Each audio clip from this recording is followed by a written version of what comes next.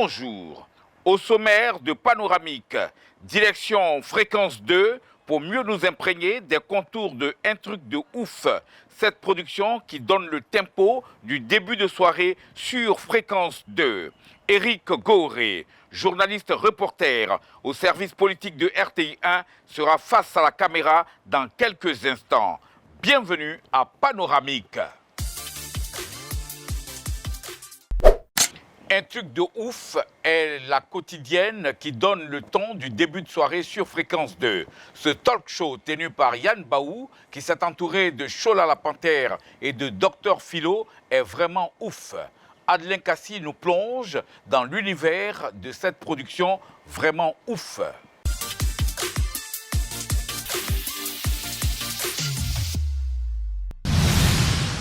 Serge José Amessan, chers téléspectateurs, nous sommes ici dans les locaux de Fréquence 2, Fréquence Jeune.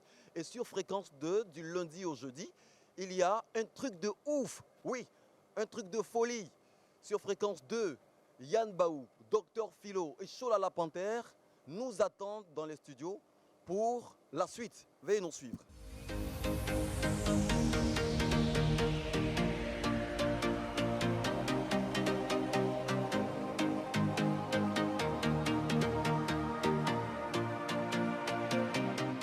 Alors, il faut dire qu'un truc de ouf, c'est une émission qui met en avant les entrepreneurs et je ne dirais pas des artistes en dep, mais des artistes débutants.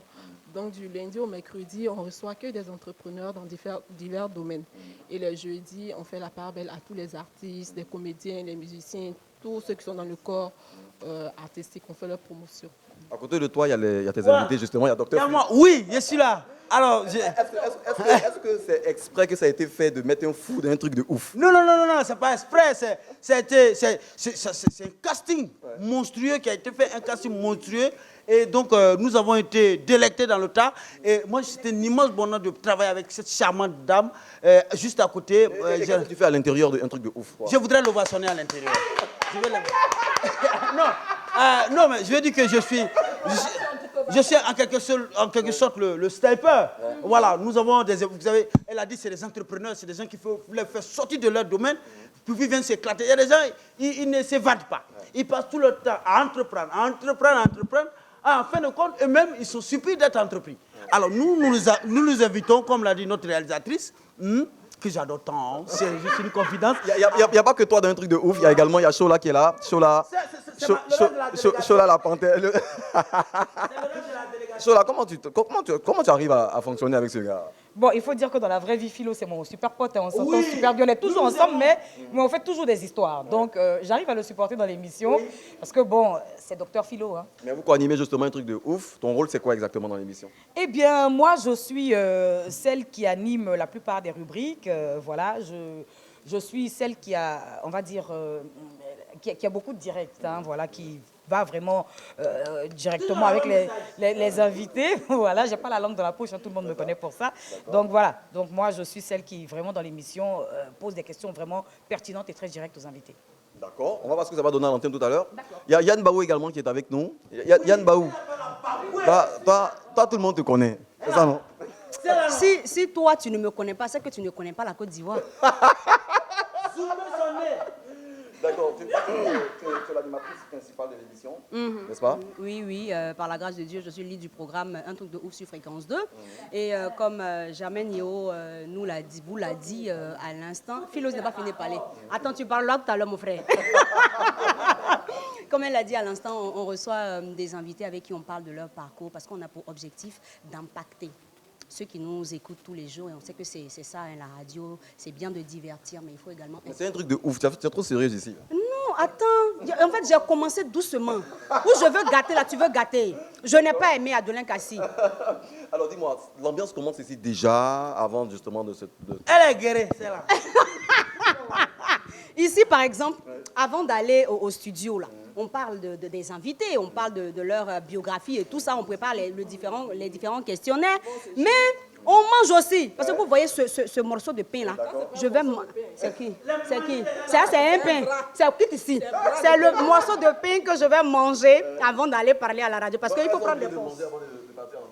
Cette fille guérie là. J'ai loupé, j'ai loupé, j'ai go. Je mangerai encore et encore. D'accord, donc on verra ce que ça va donner à l'antenne tout à l'heure. Mais qu'est-ce que vous promettez aux auditeurs? Qu'est-ce qu'on peut leur promettre si ce n'est la folie? Voilà, Oui, nous mais la Philo, proposons. on va dire quoi? Nous la Promettons. promettons. Nous la promettons. Promettons. Promettez. Ah! Promettons. Révolution. Des instants de convivialité. Et c'est une émission qui est meublée de rubriques. On a. Et puis quoi? Et puis quoi? Chez nous pays. Alors, chez nous pays, je vous explique. Alors, c'est une rubrique au sein de laquelle nous essayons de donner une phrase en français. À l'Ivoirien, et nos auditeurs se font le plaisir de nous appeler au numéro. 27 20 22 2 fois 21 27 20 24 27 89. Alors, une phrase dans Yacouba là, où tu as été là. Une phrase. Donnez une phrase. Attends, je vais lui dire. Les auditeurs traduisent. En Yacouba? D'accord. Panoramique est une belle émission. Alors, c'est une langue exceptionnelle. Alors, Il y a mon œil en bas ici. dans d'autres langues, ils ne réussiront même pas à prononcer panoramique dans leur langue. Alors, par quoi, Loukou? Panoramique, ça, c'est Yacouba. Non, s'il vous plaît, c'est une langue sérieuse. Alors, tu as dit panoramique est une émission? Est une très belle émission. Par là, Coucou. C'est une émission sérieuse, Kounouvou. Quand c'est pas sérieux, Kounou pas. On rabaisse. Par là, Kounouvou. Et c'est du Yacouba de Glongue, sensationnel. C'est une nouvelle trouvaille du ministère du Tourisme. Et nulle part. Docteur Philo, merci. Germaine Yeo, toi qui es la réalisatrice de ce programme. Oui, si, pardon. Dis-nous tout. Dis-nous tout. Comment tu gères ce monde-là? Elle est folle. Jamais Niéo, c'est une folle. Voilà. Avec beaucoup d'amour, c'est pas facile de travailler avec 3 personnes. Je te déteste. C'est pas facile de travailler avec Chola, c'est ça? Non, Chola, c'est. C'est notre artiste du groupe. Le vieux vient avec ses humeurs. Chola, tu viens à tes humeurs. Je ne sais pas de quoi Philo parle, il est complètement détraqué ce gars-là. Quand elle vient Goumen, elle fait ça. Aujourd'hui, et tu me fous, on aura. J'en ai fini. Et ça va avec Dis pas la vérité, dis pas la vérité. Non, mais elle est sensationnelle. Quand elle vient au Goumet, la radio vit son Goumet aussi. Parce que quand elle arrive, à peine ça te dit bonjour. Puis je suis là, elle dit, mais Chola, tu as quel problème? Elle dit, mais je ne sais pas, c'est le micro qui déconne. Comment le micro déconne, Chola? D'accord, on se rapproche de l'heure, on va se retrouver à l'antenne pour la suite. À tout à l'heure.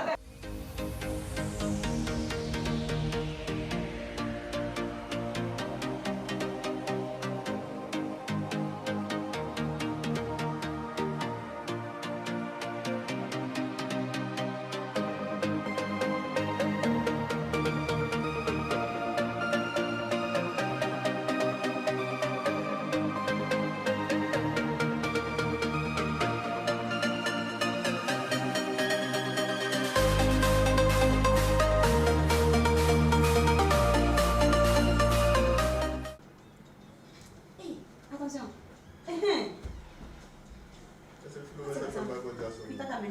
Attention. Ça bouge un peu, hein. Ça bouge un peu, hein.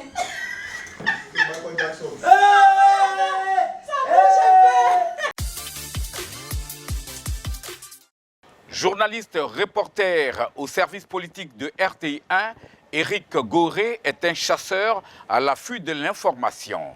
L'homme à la voix gutturale est face à la caméra pour évoquer son métier.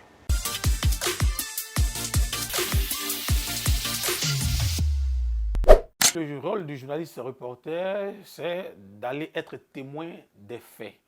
Voilà, vous êtes témoin d'un fait et à vous de venir expliquer aux gens qui n'étaient pas présents ce que vous avez vécu. Mais notre rôle, ce n'est pas d'ajouter, ce n'est pas aussi de réduire, c'est de dire les faits tels qu'ils se sont passés. Et c'est notre mission de tous les jours. Voilà, quand vous arrivez, vous voyez votre programme, où vous êtes programmé aujourd'hui, dans quel quartier, dans quelle commune, vous prenez contact, attache avec l'équipe et puis vous allez sur le terrain. Vous êtes témoin des faits. Ça concerne les couvertures médiatiques. C'est-à-dire que quand il y a une activité où on a besoin de vous pour aller être témoin. Mais par contre, il y a d'autres reportages qu'on appelle les dossiers. Il y a une problématique sur le coût du transport à Abidjan où il y a la concurrence déloyale ou bien il y a l'augmentation anarchique. Vous décidez de faire le sujet. Vous venez en rédaction, vous présentez votre sujet. Quand le sujet est validé, vous allez et puis vous faites des interviews. Vous interrogez donc les populations, vous interrogez les transporteurs, et puis vous faites votre analyse. Et ça, c'est le dossier. Ça, on le fait souvent. On le fait aussi comme les couvertures. Donc, le journaliste reporter, ce n'est pas seulement d'aller reporter des faits, comme je l'ai dit tout à l'heure, une cérémonie, mais il peut aller faire des dossiers, il peut aller faire des enquêtes. Vous êtes journaliste, vous vivez des informations quotidiennes. Maintenant, à vous maintenant d'être un journaliste reporter ou à vous d'être un journaliste présentateur. Il y a des présentateurs que vous connaissez qui sont aussi de très bons journalistes présentateurs, mais également sont de très bons journalistes reporters. Mais ils ont choisi, ils ont décidé de présenter. Il y a de très bons journalistes reporters qui auraient pu être de très bons journalistes présentateurs, mais ils ont opté pour le reportage. Donc la base, c'est être journaliste et le reste dépend du style ou du talent qu'on ajoute à son métier. Les difficultés qu'on rencontre dans le métier de journaliste ou en plein reportage. Si ce sont les difficultés du métier, c'est toujours compliqué. Vous travaillez pour une télévision nationale. Moi, je suis au service politique. On vous envoie pour un reportage dans un parti politique de l'opposition. Lorsque vous arrivez déjà, vous êtes hué.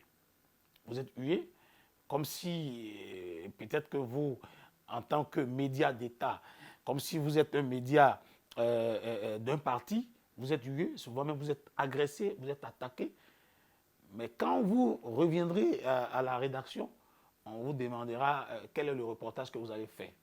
Donc, avec toutes ces difficultés, arrangez-vous comme vous pouvez à envoyer des informations, à envoyer des interviews. Arrangez-vous comme vous pouvez.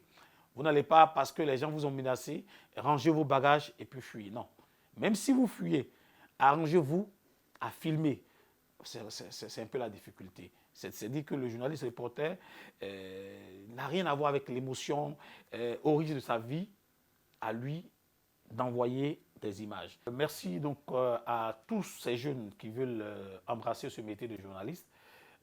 Tous les métiers sont difficiles, mais le journalisme, il est plus passionnant. Il faut le faire. Vous voyez, je prends un exemple. Vous allumez la télévision, vous voyez le présentateur qui ne parle même pas de lui. Il ne parle même pas de sa femme, de ses enfants. Il parle de quelqu'un d'autre. Mais quand le présentateur lance le reporter ne parle pas de lui. Le reporter va parler de quelque chose qui s'est passé. Il va interroger quelqu'un d'autre. Vous voyez, c'est un métier passionnant qui permet de découvrir des choses et puis qui permet au reporter d'être un grand psychologue. Vous fréquentez tout le monde, la basse classe, la moyenne classe et la haute classe. C'est un métier passionnant. C'est la fin de Panoramique qui revient samedi prochain.